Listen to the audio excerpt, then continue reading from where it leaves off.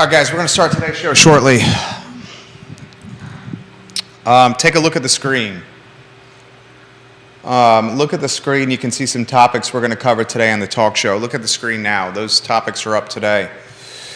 A lot we're going to cover on the Monday edition of the I Love CVille show here on the I Love CVille Network. Give the show a like and a share. Give it a like and a share anywhere you are watching. Hit that like button. Share the show. Scott Aaronworth, welcome to the show. We got a new restaurant about to open. It's going to open in February. We'll talk about that restaurant. Friend of the program, Daniel Kaufman, opening that restaurant. We touched base with him over the weekend on Sunday, to be exact, to talk about his new restaurant. We'll talk UVA football. We'll talk UVA men's basketball. We'll talk building permits. We'll talk a personal experience that yours truly had with our son on Saturday at Decades Arcade. Decades Arcade is going to be chitter chatter. Gwendolyn Cassidy says hello from Norway, Judah. She's in Norway right now. Gwendolyn, good morning. Hello. What would be evening over there, right? At the very least, afternoon. Early evening? Gwendolyn, what time is it in Norway? Yeah, you're probably right. I don't know how many. Let me check. She's going to let us know. She'll let us know. She's fantastic. A lot on the show that we think you're going to like. We're going to talk school rebranding. This time, Meriwether Lewis Elementary. Meriwether Lewis Elementary on the rebranding radar, if you may. Meriwether was an American explorer, soldier, politician, public administrator, best known for his role as the leader of the Lewis and Clark expedition, also known as the Corps of Discovery with William Clark. Their mission was to explore the territory that we call the Louisiana Purchase. The elementary school is being chitter-chattered for some rebranding, if you may. A lot we're going to cover on the show: the esteemed, the likable, the approachable, everyone's favorite guy, Judah Wickower, will join us on the show, energized and fired up after a fantastic weekend. Hammer that like button anywhere you're watching. Let us know where you're watching. Let us know where you are watching. We'll relay it live on air. 6:30 p.m., Gwendolyn says, in Norway right now. Yep. Thank you, Gwendolyn. Safe travels to you, friend. All right, J-Dubs, we can rock and roll when you're ready. Quiet on the set.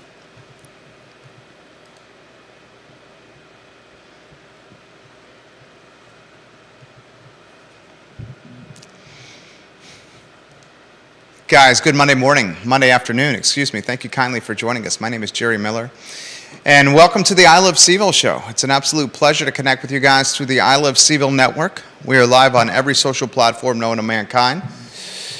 Folks, a lot to cover on today's show. On a chilly Monday, a shortened week, Thanksgiving week, one of my favorite times of year, a time to fatten up, a time to revel, and a time to be grateful for all we have been blessed with. Jerry Miller and Judah Wickower. Judah's the director of this fine and fair talk show, where our audience is Charlottesville, Albemarle County, Central Virginia, Commonwealth Country, Norway, and worldwide. Judah, you got that two-shot ready to go? I'd love to weave you in the mix early upon this program. Give me a thumbs up when you're on air. And viewers and listeners, chime in with comments, chime in with perspective, ask us questions. We adapt the talk show to you, and we will answer questions if we can, and if we cannot, we will ask folks that are watching the program to help us answer them. Today on the show, we'll talk building permits, Albemarle County and Charlottesville City. We'll compare them and contrast them to Richmond, thanks to a friend of the show, Neil Williamson, who put this on our radar this morning. Neil, the president of the Free Enterprise Forum, who penned a fantastic analysis yet again, Neil Williamson, on his Free Enterprise Forum website, will highlight some of those fantastic talking points today on this fair and fine show. First, I want to say hello, J-Dubs. How are you, my friend? Hello. I'm good. How are you? Good. Good weekend? Yeah. I thought of you this weekend, and this is a talking point of the show. We're jumping to it a bit early. We had a birthday party. My son, who's in our son, who's in preschool, was invited to a birthday party at Decades Arcade, Belmont, kind of in that Belmont shopping center, the Cathy shopping center, right a few doors down or across the parking lot from Belmont Pizza. Right. Decades Arcade was the first part of the birthday party, and then we walked kind of across the parking lot to Belmont Pizza for some pie and some cheese sticks and some wings and some beers for the parents, and it was just a fantastic time. Nice. Have you had a chance to experience Decades Arcade yet? I haven't been in an arcade in, well, aptly enough, probably decades. Very well said right there, Judah. I thought of you. I know you enjoy arcade games, video games. They were the ones.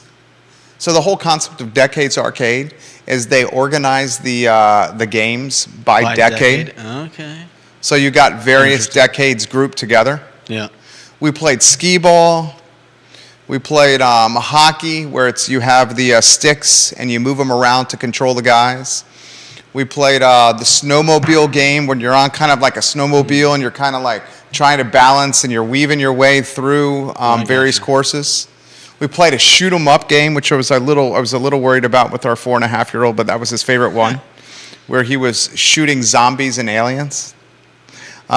Decades Arcade. Is this me here? Yeah. This one here? Cool.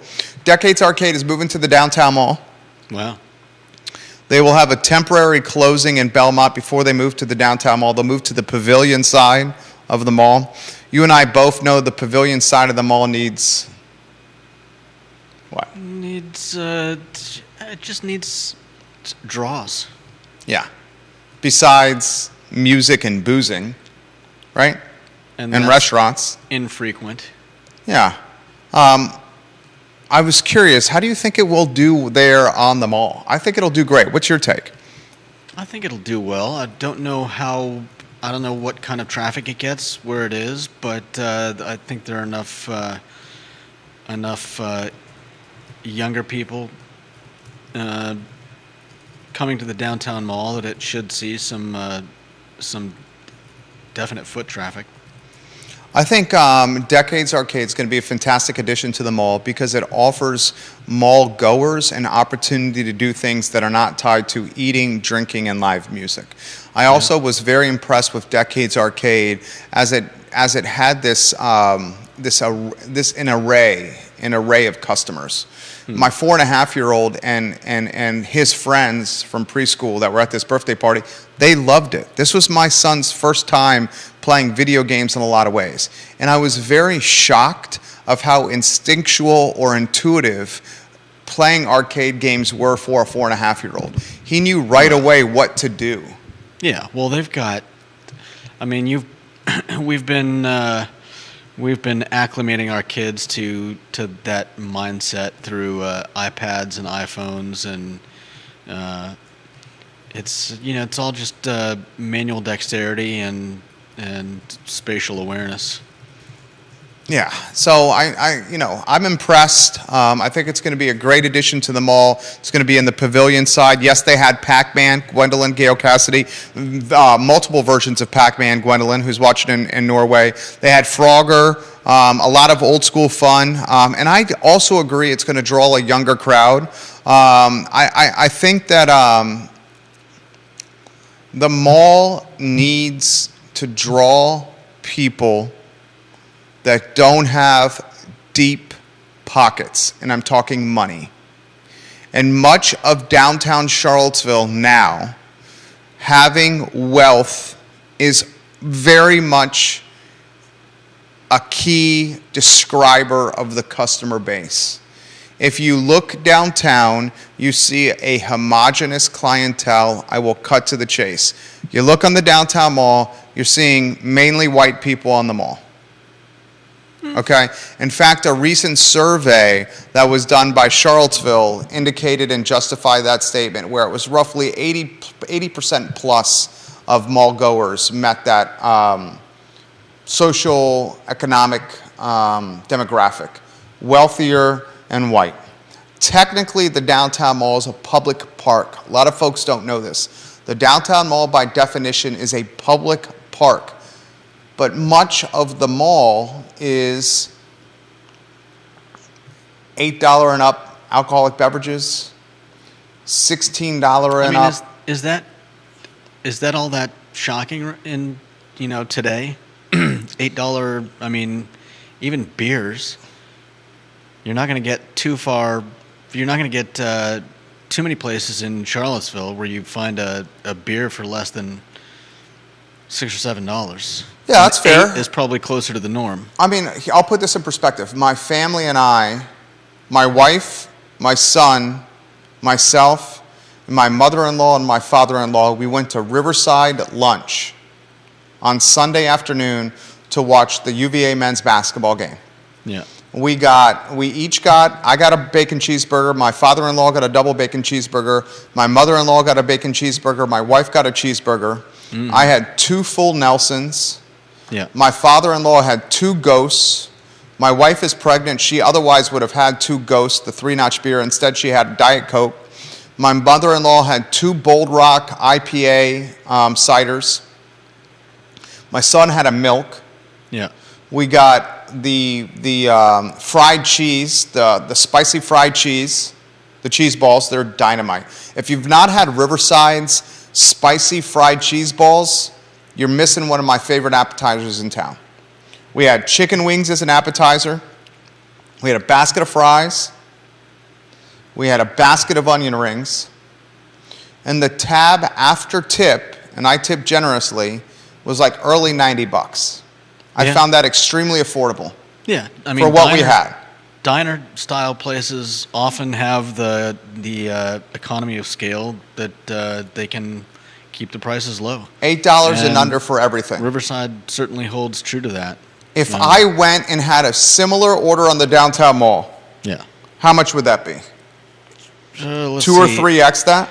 I mean, just looking at the beer prices. Are you looking at Citizen Burger Bar? I would say the best comparison would be... No, I'm looking at the Riverside. Okay, you look at Riverside, and I'll look at Citizen Burger Bar. I love Citizen Burger Bar. In fact, Judah and I and our team designed the Citizen Burger Bar logo some years ago. We designed and developed that logo, Citizen Burger Bar. You look at the Riverside prices, I'll look at the Citizen prices. Both Citizen and Riverside are dynamite restaurants. But this puts in perspective the differences, the delta difference in price. You go Riverside first. I mean, am I tallying up everything that you got? I mean, you got a double cheeseburger, triple My cheeseburger? father-in-law got a double bacon cheeseburger. Double bacon. So that's probably That's the most expensive item. Yeah, just about. That's $7, and that's still probably cheaper than most of the burgers you're going to get at Citizen. That was the most expensive item we ordered, was a double bacon cheeseburger, my father-in-law. Yeah. Okay. I got a bacon cheeseburger, which was what? A single? Yeah. What? I got a single. What's wrong with you? We had onion rings, fries, Bacon cheese. cheese The single is balls, $5. and chicken wings before that. How much is a single? $5. I mean, the single patty bacon cheeseburger at Riverside is probably priced lower than a Big Mac at McDonald's, sandwich-wise. Yeah, probably. And it's way better. Oh, yeah. It is not even comparable. Riverside is probably my favorite local burger spot in Charlottesville. It's damn good. The steakhouse burger at Citizen Burger Bar, to put it in perspective, what I order at Citizen Burger Bar is the steakhouse burger. How much do you think the steakhouse burger runs these days? I'm going to say 14. $17. 17. $17. How much do you think just an American classic burger runs? I'll go 14 on that. 15. 15. So my wife, she got, let's see, if we got a bacon cheeseburger Let's say that's essentially the steakhouse burger. So we got essentially 4 steakhouse burgers. My son also got chicken tenders, applesauce, and a milk at Riverside. So 4 steakhouse burgers at Citizen, 17 times 4, $68 in burgers alone. Appetizers, the onion rings are $9. We got those. Citizen fry bowl, $8. Okay? We're at $85 alone without drinks. We got wings. Remember, we got wings. Citizen doesn't have wings, so I'll add the peppers. I'll add the peppers for Citizen. That's another 12. I'm at 97 before drinks. And remember, we got the cheese balls too. So I'll add fried pickles for Citizen. That's 9. So I'm at $106 at Citizen, and that does not include the beers. Yeah. The beers would be, or the soda or milk for my son. So I would say the beers probably there are $8 a pop, right? Roundabout? Yeah, depending on what you got, they're probably 7 or 8. Okay, so we each had 2. So that's 16 for me, 16 for my father-in-law, 16 for my mother-in-law. Then my son had a kid's meal. We'll call the kid's meal, the milk, and the applesauce for my son. All that together, 15. So that's $169 at Citizen. It's before tip. Before tip. I tip 20%. So let's call that an additional $33. That same meal, I'm putting this in perspective for the viewers and listeners. All the food we got at Riverside, and we love Citizen Burger Bar. We love Andy McClure. We love the food. It just shows you the difference between overhead, downtown, versus how far is Riverside lunch from the downtown mall? 4 blocks? No, it's probably more than 4 blocks. It's less than a mile. Yeah. Downtown mall to Riverside, what would you say is 3/4 of a mile? We could do roundabout. You don't have to look at it. You want to look it up? All right, Judah wants to be exact. All right, I would say it's roughly 3/4 of a mile. There's no way Citizen Burger Bar to Riverside is a mile. I'll call it 3/4 of a mile. So to put this in perspective, everything we got at Riverside after tip was like $92. Everything we would have gotten at Citizen Burger Bar, basically the same stuff, was over $200. We're talking more than 2x the cost on the downtown mall. And ladies and gentlemen, Citizen Burger Bar and Jack Brown's are your entry points on the downtown mall for dinner. I'm not talking lunch where you can weave in a revolutionary soup.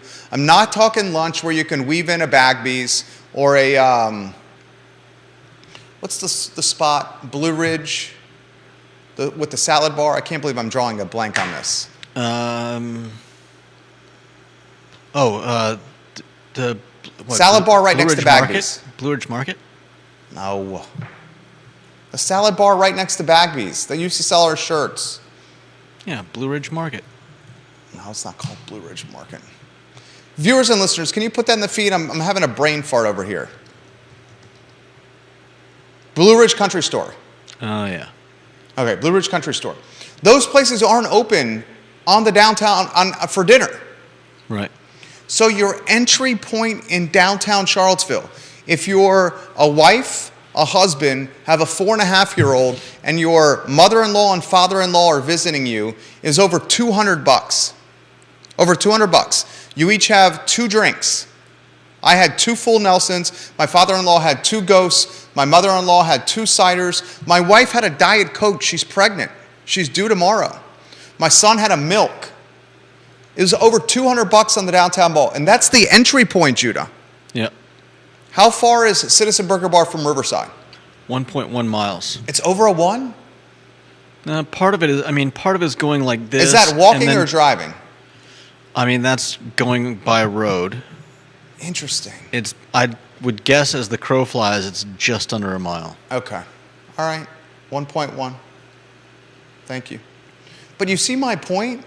You have a difference in area of a mile. Mm-hmm. And that difference in area of 1 mile means the bill goes from over $200 to under $100.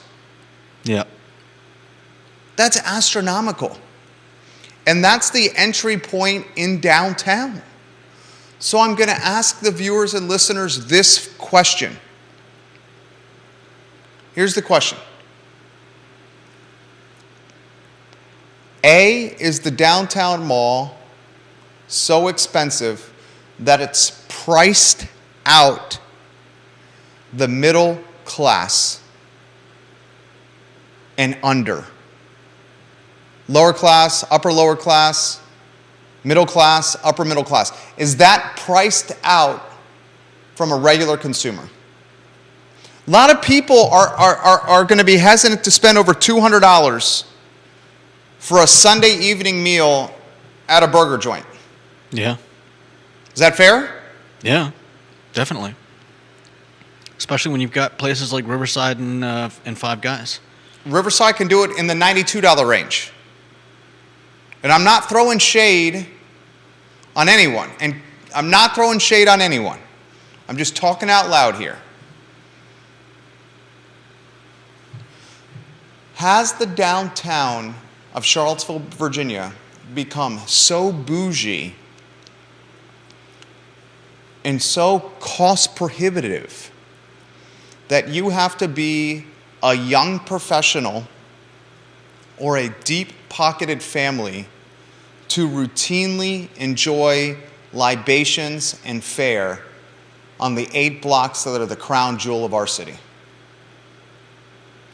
And has that expensive nature, has the fact that downtown has such high overheads associated with rent, labor, is that driving the middle class and under from the crown jewel of Charlottesville, the 8 blocks? And is it also the antithesis of what this pedestrian mall is supposed to stand for, a public park? It's a public park by definition. And what can be done about this? I mean, what can truly be done about this when just a few landlords own much of downtown Charlottesville? Hunter Craig, the Lewis family, Joe Geek, Alan Kajin, Mark Brown, Ludwig Kutner, mentor of this show, Bill Nichman. These are the owners of downtown Charlottesville. When you see this with the UVA corner, when a small group of people own such a very important aspect of the community, the corner, the downtown mall, rents in a lot of ways stay the same and increase at the same price points year over year. They're all competitive with each other. They all go up each year. They all stay relatively the same. You saw what happened on the UVA corner as big box brands are penetrating one of the second most important areas of the city, the UVA corner. Chipotle, Raising Cane's, Qdoba, Starbucks. Is that potentially a concern for downtown Charlottesville as rents escalate and as inflation escalates at a clip that is larger than salary or wage increases? How many families can afford $200 plus meals at a burger shop? Should we be worried about this? And the reason I bring this to your attention is the experience I had at Decades Arcade. Decades Arcade, you pay a flat fee. And fortunately, the hosts of this birthday party covered the costs for my son and myself to enjoy Decades Arcade. But in doing a little research, after having such a good time, I mean, they had machines from the 50s, 60s, 70s, 80s, and 90s, Judah, all the way to the present. After doing a little bit of research, I found this out, the pricing model. I really think you would love this place. For children, $4. For children aged 4 to an adult, the cost is $12 to get in. And for that $12, you can play unlimited amount of games. They give you a wrist bracelet. Yeah. You go in and you have fun. Nice. You can stay for hours. Yeah. Children 3 and under are free. A private event is $300 for 2 hours for up to 50 people. That's a hell of a birthday party. Yeah. $300, go play some video games with your friends? Mm-hmm. Here's my point. Decades Arcade coming to the downtown mall. I hope, fingers crossed, toes crossed, arms crossed, will offer a price point for the Charlottesvillian and Central Virginian that unfortunately is not there right now. That price point, in particular on the weekends, in particular on the evenings, does not exist. What can you do for $12 on the downtown mall? Get a couple slices of pizza. You can get 2 slices of pizza at Christian's or at Vita Nova. For $12, you can have a beer and a half. Yeah. Not even 2 beers. You can have a beer and a half. Maybe when what's it called comes back. Pour your own beer. Draft Tap Room. Yeah. Draft Tap Room, 1 cheap. They got craft beer in there, 1 cheap. Now, to your credit, they have different sized beers, so you can get some of these smaller cups to keep you under that $12 clip. Yeah. It just goes to an overall thesis of the network that if we're not careful, Charlottesville is now Greenwich, Connecticut. It's now San Francisco, California. And as we highlighted on Friday's show, I thought was awesome, Austin, Texas. A playground of wealthy young professionals that have the deep pockets to afford what the town has to offer. And as these young professionals flock to the area, they drive up the cost of living and increase it and increase it and increase it till it becomes undoubtedly a homogenous, wealthy community of tech bros, financiers, developers, bankers, attorneys. Anywho, Decades Arcade, fantastic experience. All right, a couple of other topics I want to get to. If you want to go to a one-shot, then we'll weave you back in. Mike Hollins was released from hospital, the UVA running back that was shot 2 Sundays ago in a heroic effort of trying to rescue people off that bus as a mass murderer was opening fire. Mike Hollins released from the hospital. His mother earlier today, published a tweet on Twitter saying, "Mike has been discharged. Hallelujah. I want to thank everyone for their prayers, their text messages and calls. This has truly been a test of faith, and I'm grateful. God has shown me he is faithful. Please continue praying for Mike as he recovers and settles into his new life. Please continue praying for the Chandler, Davis, Perry families. They need us. God is amazing." Mike Hollins was shot in the back. He needed 2 surgeries last week in a heroic attempt to rescue people on a bus in the midst of a mass shooter. John and Chad, Kevin, I'll get to your comments here. Todd, I'll get to your comments. Andre, I'll get to your comments. Scott, I'll get to your comments. A lot of comments coming in here. Still, we have no motive. There is no motive for why the alleged murderer was motivated to do these senseless acts of violence. No motives. As we indicated Friday, the University of Virginia has reached out to the Attorney General. The Attorney General has said over the weekend that he will appoint someone to look into how the University of Virginia has managed and handled this unfortunate set of circumstances from start to finish.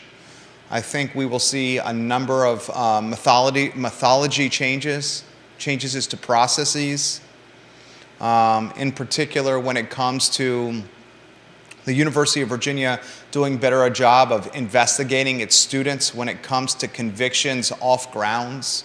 The fact that UVA didn't know that the man had a gun conviction until September of this year, when that gun conviction happened in 2021, is pause for concern. We may never know, and Jim Ryan highlighted this in the memorial service from over the weekend on Saturday. We may never know what motivated the alleged killer to go on this shooting spree. We may never know. The motive and figuring what the motive out in some ways, I think, could offer some closure to a lot of us. Like, what drove this man to kill 3 student athletes? What drove or motivated him to do this? We may never know that. Still, I'm a God-fearing man. I thank the Lord that Mike Hollins has been discharged from the hospital and is able to walk. His father says Mike Hollins will make a push to play football again. I will follow closely the alleged murderer if a change of venue motion happens. Scott Aaronworth brought that to our attention. I can't see how a jury in this area would be able to not have tainted perspective.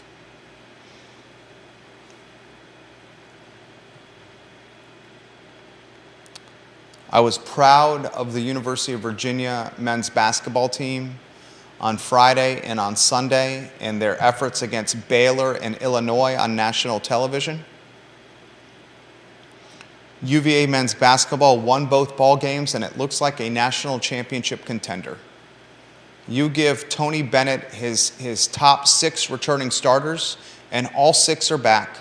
And then you add a talented transfer to the team that can post up and rebound and stroke from downtown.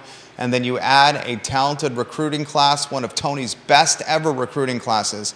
And you have a team that is deep, that is athletic, that is committed to defense, and maybe most importantly, a team that can shoot the ball. For so long, UVA's Achilles heel has been shooting the rock. They would go stretches, in particular last year, of not being able to throw the ball into the ocean. This year, there are shooters all over the team. Franklin looks like a completely different player right now. Reese Beekman is arguably the best player on the team, and he looks like an NBA point guard to me. Kie Clark is not having to put the entire team on his shoulders and create plays for this offense. He has a lot less pressure on his shoulders.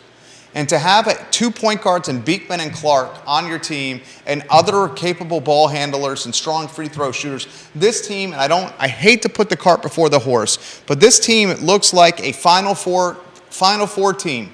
And there's a lot of basketball left to be played. But let's put winning these ball games to the side. How proud were you? How proud were you to watch Tony Bennett and UVA men's basketball honor Perry, Davis, and Chandler? I was so proud. So proud. And on national TV to boot. How proud were you to see Liberty and its band on Saturday play the Good Old Song? I was so proud. How proud were you to watch our arch nemesis, Virginia Tech, honor the fallen victims from the University of Virginia? I was so proud to see the National Football League bring up the UVA shootings during NFL football games. I was so proud. It just shows you that the University of Virginia brand and its network is undoubtedly a global brand with global equity, global reach, global love.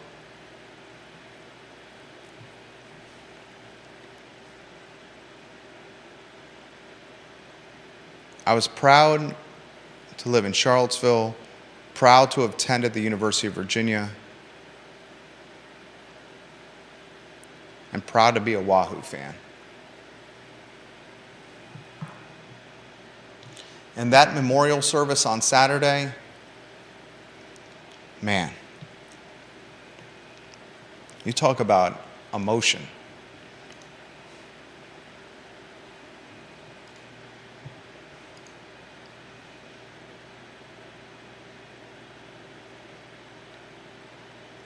Palpable, raw emotion.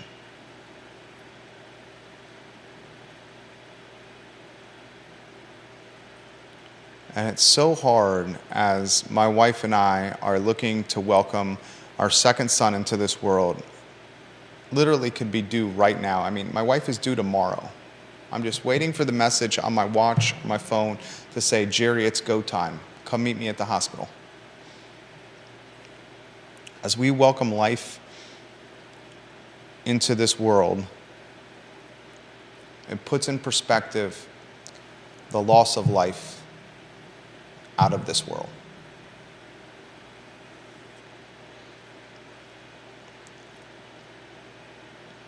Proud to be a Wahoo. All right, a couple other items out of the notebook, folks. Neil Williamson put this on my radar today. He's the president of the Free Enterprise Forum. I would encourage you guys to check out the Free Enterprise Forum. Do it now if you could. On his homepage with the Free Enterprise Forum, there's an article published today, a story published today, and the headline is Fix Delays to Promote Economic Vitality. And I'm going to read some things to you that should really make you worry. And this is where elections matter. And there's 3 spots on the Albemarle County Board of Supervisors that are up for election. 3. The Scottsville District, which is my district. Scottsville District, my district. The Whitehall District and the Rivanna District. 3 spots. Albemarle County is so behind on building permits. Basic building permits are taking 90 days to approve. 90 days for building permits. Charlottesville site plan reviews, as Neil Williamson wrote, regularly require multiple submissions, each submission taking roughly 3 weeks. And they often include 100 plus new comments per iteration. If you are a builder, why would you, in the current state of Albemarle County and Charlottesville City's red tape drowning political bureaucratic quicksand, why would you try to bring anything new construction to market when a simple building permit takes 90 days and Charlottesville site plan reviews take potentially even longer? 90 days for a building permit. It could be a completely different market in 90 days. We have seen that this year. And the first half of Q2 2022, the market was red hot. interest rates were low, low, low, low, low, and people were paying over list price in Charlottesville and Albemarle County for cribs. 90 days later is the summer, midsummer, late summer. And in midsummer, late summer, interest rates started skyrocketing, and interest in whips and cribs and houses and abodes and casas dropped, and dropped even lower. When you're a small builder or a developer and you are assuming debt from a bank or hard money lenders, and that debt from a bank or hard money lenders is tied to prime, and your interest rates are rising, so your debt service payment is becoming more expensive, and you know that you're going to have to wait 90 days or longer for simple building permits, why would you construct anything new in these jurisdictions? Would you not head for jurisdictions that are much more advantageous to the building process? Of course you would. Now, Neil Williamson highlights an article in the Richmond Times-Dispatch. This article was very well summarized in Richmond BizSense as well. And in this particular locality, Richmond, Virginia, and this is on Free Enterprise Forum, Richmond's planning officials have slashed sometimes months-long delays in granting permits, city records show. Permits that sometimes languished in queues awaiting processing for 50 to 55 days at the start of 2022 have been rolling out after an average wait of 1 to 3 days since the summer. You hear that? From 50 to 55 days to 1 to 3 days. Delays for residential and commercial building permits fell below 5 days in April and have stayed about that same rate since July, Department of Planning and Development data shows. Permits for mechanical, plumbing, and electrical work dropped from 50 days to 20 to 25 days by spring and 1 to 3 days from August on.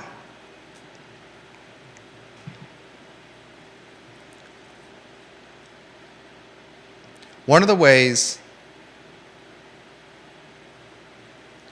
that Richmond has solved this problem is contracting with third parties. They've hired more people, 71 new employees since July of 2021, and they're utilizing third parties. Ladies and gentlemen, that's called the private sector.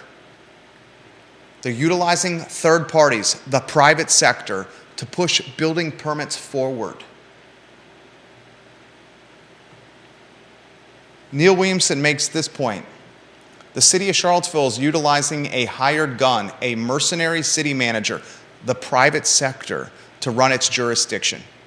And Michael Rogers of the Robert Bob Consulting Group has now had a contract extension through the end of 2023 next year to help council make it through budget season.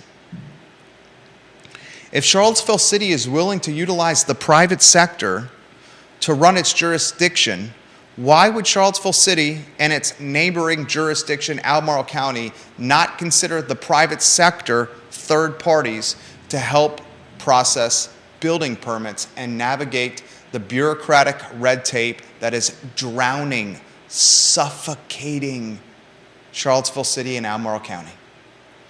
This seems like straightforward common sense to me. And this is why local elections matter. And when the Scottsville District, the Rivanna District, and the Whitehall District come up for re-election in Albemarle County, and when Charlottesville City, 3 seats on council, Lloyd Snooks, Michael Payne, and Sina McGills, come up for re-election,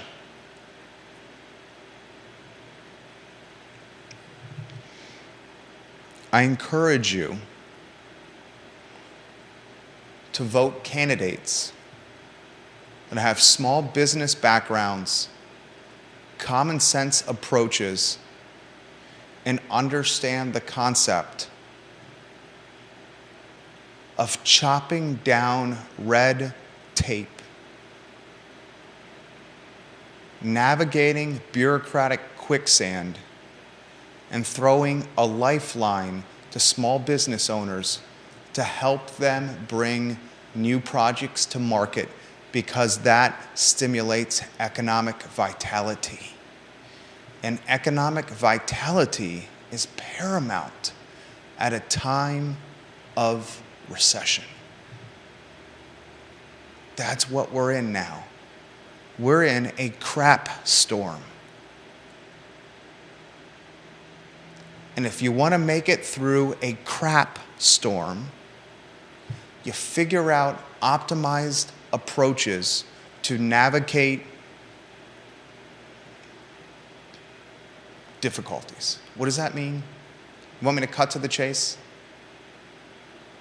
You stimulate the economy by helping business owners do what they do, which is create business opportunities for those that work for them. And then the money that comes from these opportunities gets invested in the community, and then the community finds its way out of a recession. That's what I mean. Hell of a job by Neil Williamson. The 2023 election, we are now a year away from it, is monumentally important. Monumentally important. And it's become even more monumentally important because of the economic headwinds that are swirling Central Virginia. All right, next topic. Black Cow Chop House, a new restaurant, is opening in the old Little Star spot. The owner of the restaurant is Daniel Kaufman, a friend of the program. He texted me on Sunday morning and said, "Jerry, I'm opening a restaurant. Here's the logo." I said, "Daniel, this is awesome. Tell me about it."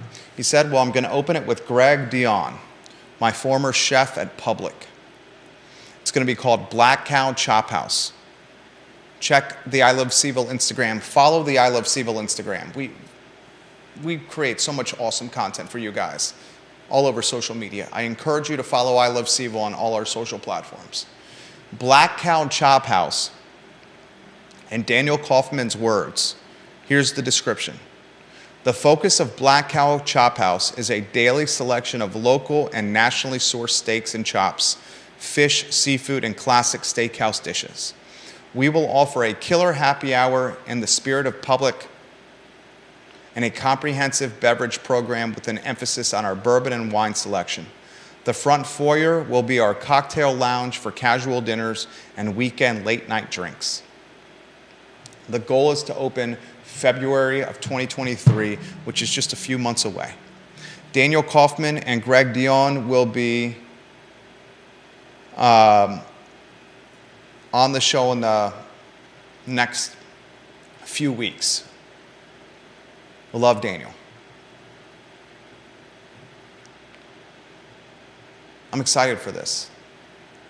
The Little Star spot closed unexpectedly after a 6-figure investment into rehabbing the space.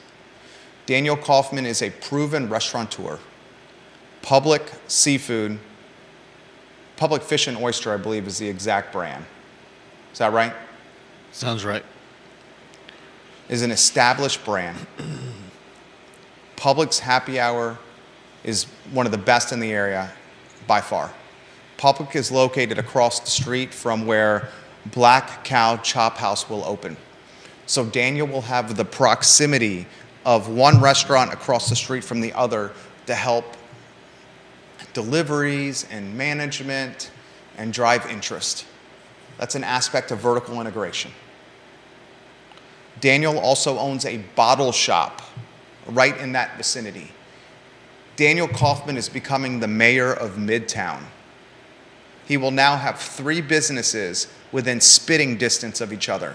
Daniel Kaufman has become the mayor of Midtown. Someone tag Daniel Kaufman. Daniel, are you watching now?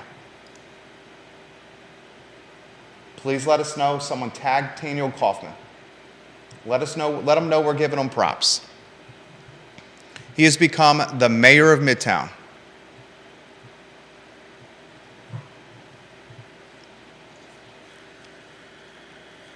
I respect any business owner or any entrepreneur that's willing to launch a business. I certainly respect any entrepreneur that's willing to launch a business in a recession.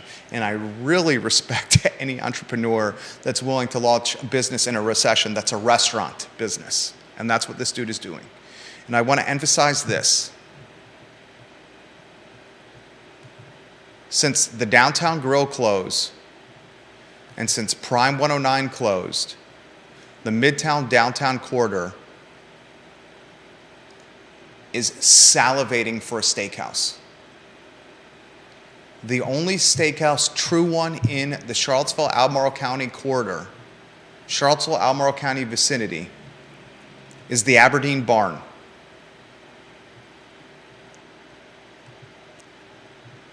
I love the Aberdeen Barn. I love Angela.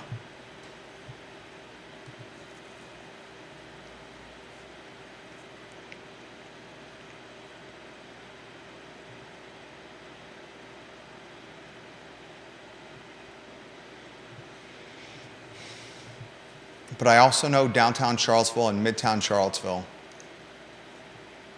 is the crown jewel of the community. And having a steakhouse there is pretty crucial. And I'm sure Daniel Kaufman saw that because he's a smart dude.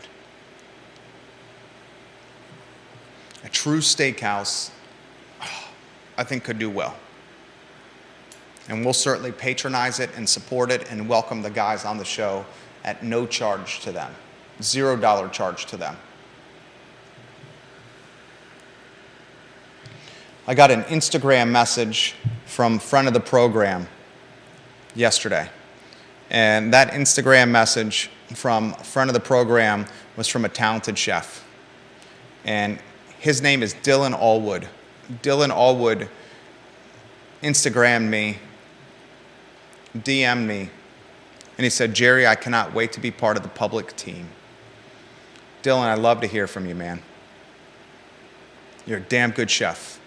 He made his name at Tavola as the executive chef there.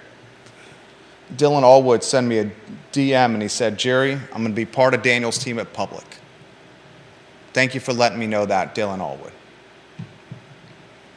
I love hearing from you guys in direct message capacities, emails, text messages, on the DL. I'm going to get to all your comments here in a matter of moments, including a comment from Anonymous. A comment from Anonymous about Neil Williamson's article. Neil Williamson, if you're still watching, the I Love CVille Network's version of Deep Throat has got a comment for you coming up very shortly. Someone make sure Neil Williamson is still watching. Tag Neil Williamson. Tag Neil Williamson. Get him in the mix. And let Neil Williamson know Deep Throat's about to offer him some knowledge. Two other topics real quick. In fact, just one other topic, because I've talked UVA as a national championship contender and my personal experience from Decades Arcade. Your comments are coming up, so if you want your comment heard on air, put it in the feed now. The feeds are blowing up. Absolutely blowing up right now. Meriwether Lewis Elementary School. Let's talk about Meriwether Lewis Elementary School.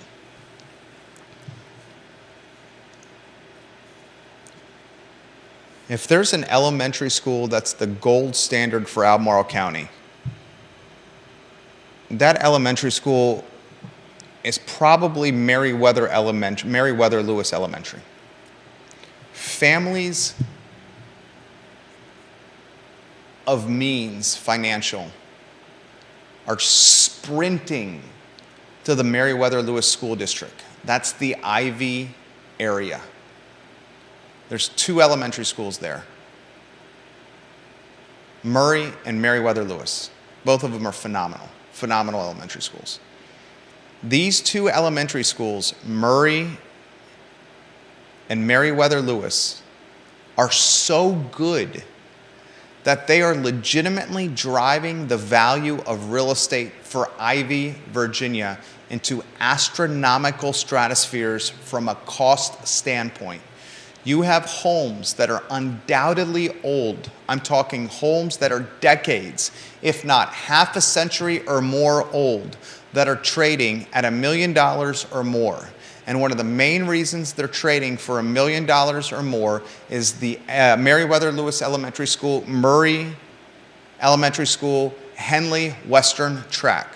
On top of that, they're in close proximity to UVA, the Bypass, and the city of Charlottesville, epicenters of employment and transportation. They're also in close proximity to the Boar's Head Resort, a fabulous club that a lot of people belong to that offers a ton of amenities. Meriwether Lewis Elementary currently is going through a survey, and this survey is asking parents whether the school should be rebranded. Do you know much about Meriwether Lewis, Judah? The man? The man, no more than... I'll read a few paragraphs about Meriwether Lewis, the man. An overwhelming majority of parents, an overwhelming majority of parents said, do not change the name. Do not change the name. An overwhelming majority, a dominant majority, do not change the name. Albemarle County Public Schools is doing a survey. They're asking the parents, the stakeholders, should we change the name? Should we rebrand? The parents said no in overwhelming fashion. Despite the results, overwhelming results, should we rebrand? The parents have spoken. They said no. What does Albemarle County Public Schools do? They continue the efforts of rebranding. Look, I'm going to ask you this question in straightforward fashion. If you're going to send survey results to parents and ask for their feedback in statistical, documented, tangible evidence capacities, and if that statistical, documented, tangible, evident capacity surveys come back to the school systems and it says, don't change the name, doesn't logic say you stop the effing process? Albemarle County Public Schools is not one of logic. They're continuing the process. They're continuing the rebranding efforts. They're continuing consideration of changing the name. Born August 18th, 1774, died October 11th, 1809. Meriwether Lewis, wow, I didn't realize he lived such little time, Judah. He was 35 years old when he died. Damn. Meriwether Lewis was an American explorer, soldier, politician, and public administrator. He's most known for his role as the leader of the Lewis and Clark expedition, where they explored the territory called the Louisiana Purchase. President Thomas Jefferson appointed Meriwether Lewis the governor of Upper Louisiana in 1806. He died of gunshot wounds in what was either a murder or suicide in 1809. While the Louisiana Purchase was not made official until 1803, President Jefferson secretly requested Congress to fund the expedition in early 1803. It was made official in July. He funded it in January.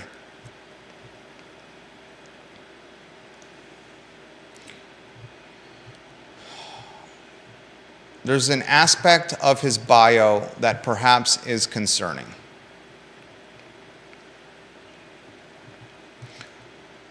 You got the allusions made to suicide, and then undoubtedly,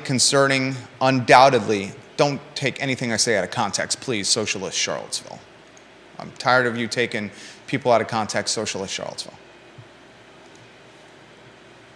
I'll read verbatim from the Wikipedia.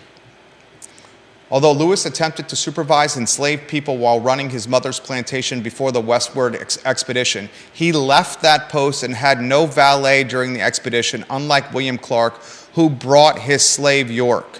Lewis made assignments to York but allowed Clark to supervise him. Lewis also granted York and Sacagawea votes during their expedition meetings. Later, Lewis hired a free African-American male as his valet.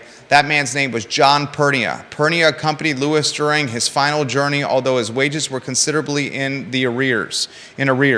After Lewis's death, Pernia continued to Monticello and asked Jefferson to pay the $240 owed him, but was refused by Jefferson. Pernia later committed suicide.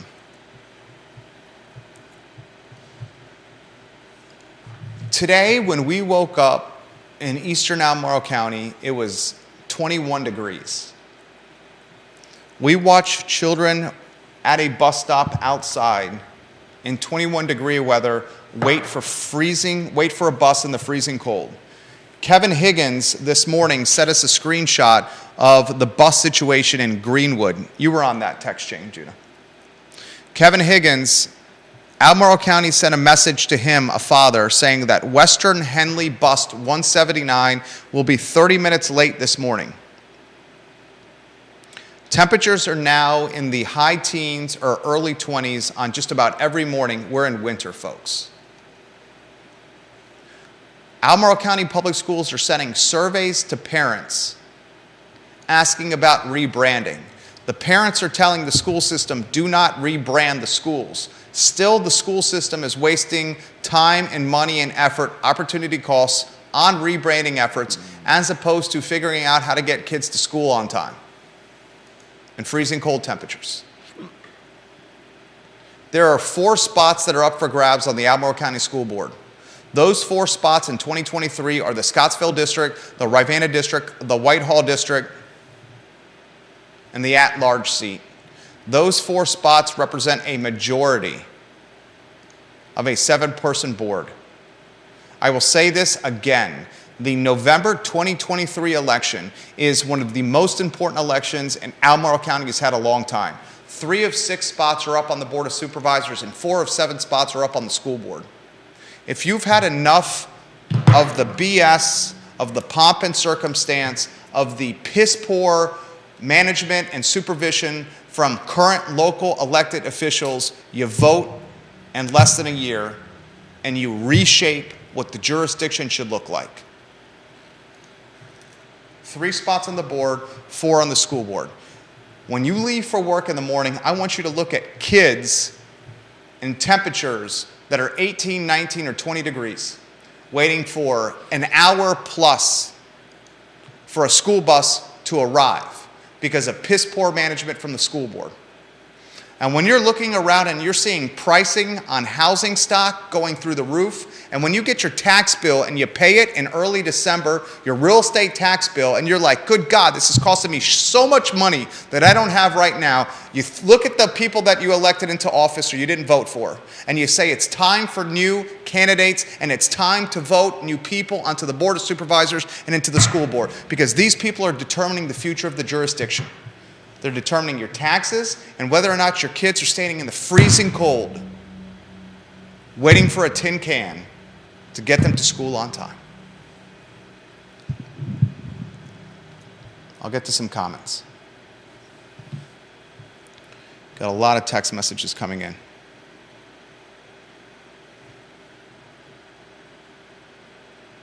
Responding to the now.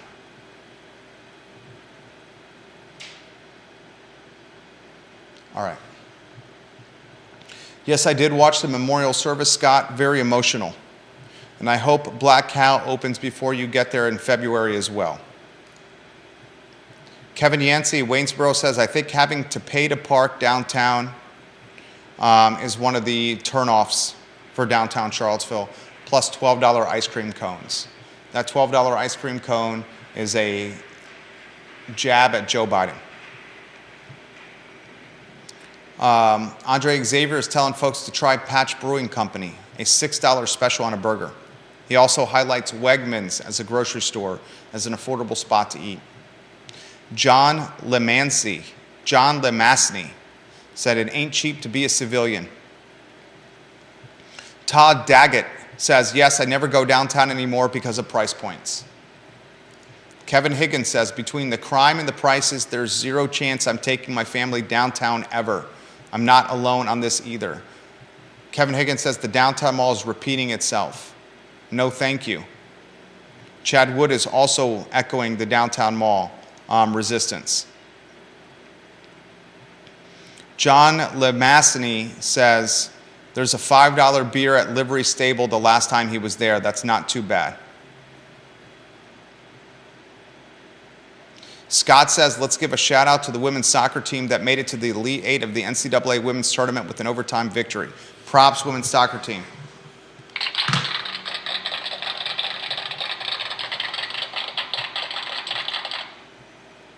Kevin Higgins says, I want to be an optimist for downtown Charlottesville, but cannot find a single thing going on that's positive there. I seriously think it's Chicago.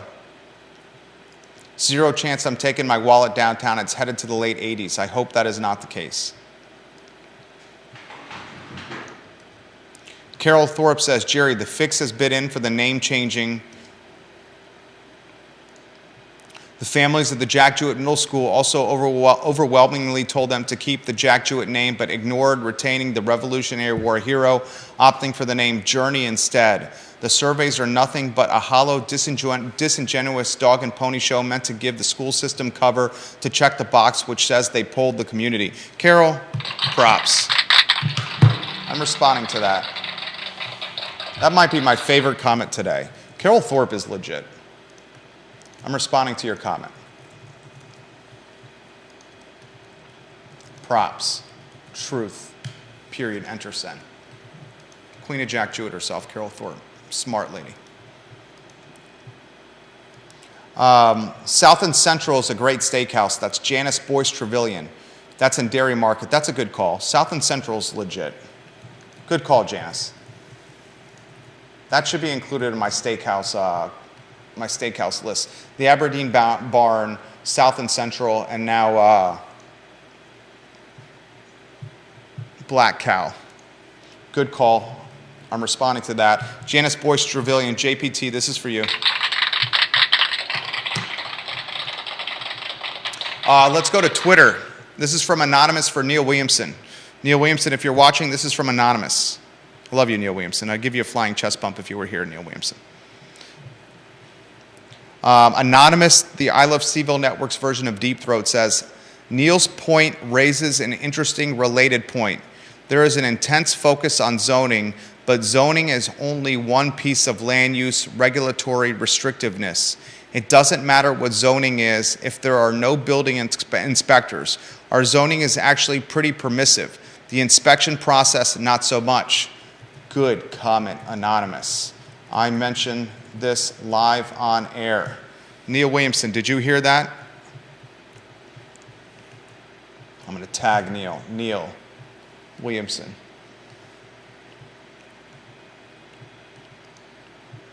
Comma, the I Love CVille Network's version of Deep Throat is giving you props right now. Enter publish, sent to Neil.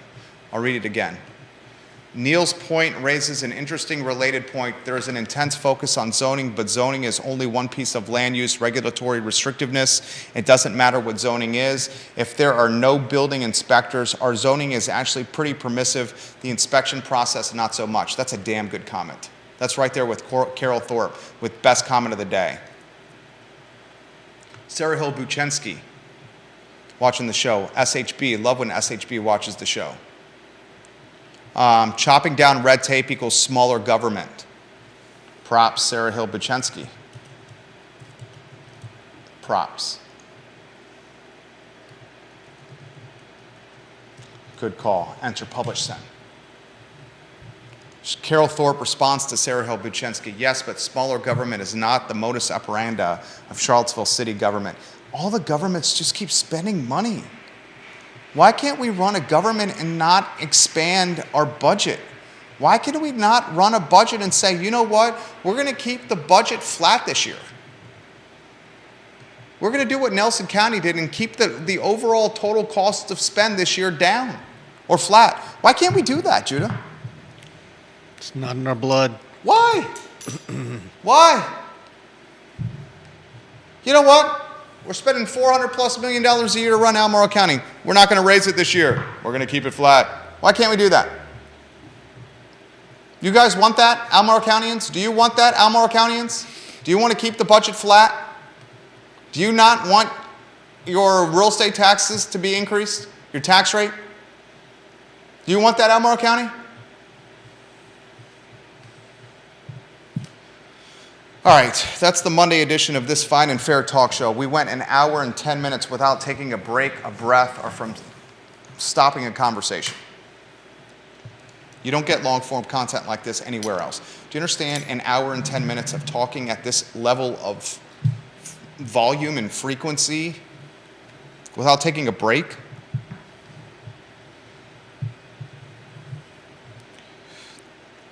Judah, can you put yourself back on screen? Are you on there? And what? Are you on there? Yeah. Let me shrink your head a little bit. Can I tell you something? Sure. You've been doing a great job. Happy Thank you. Thanksgiving. I'm most grateful for my family at this time of year. And sir, you undoubtedly are family. Thank you. I have been blessed, we all have in the Miller family, to encounter Judah B. Wickower at the Lazy Parrot Grill roughly 11 years ago. That was a serendipitous interaction watching you doing graphic design on your iPad with a, what are those things called, a stylus? Yeah, I guess. Is that the stick that you use to do graphic design on an iPad? Something like that. With a stylus. That was serendipitous. I am grateful for you, sir. Thank you. The Monday edition of the I Love Seville show. We'll see you tomorrow, guys. Take care. I mean that. I'm very grateful for you. Seriously mean that. I won't tell you that enough. Happy Thanksgiving. I'm grateful for you. Nothing love you. I thought today's show was pretty strong. What did you think? I thought it was good.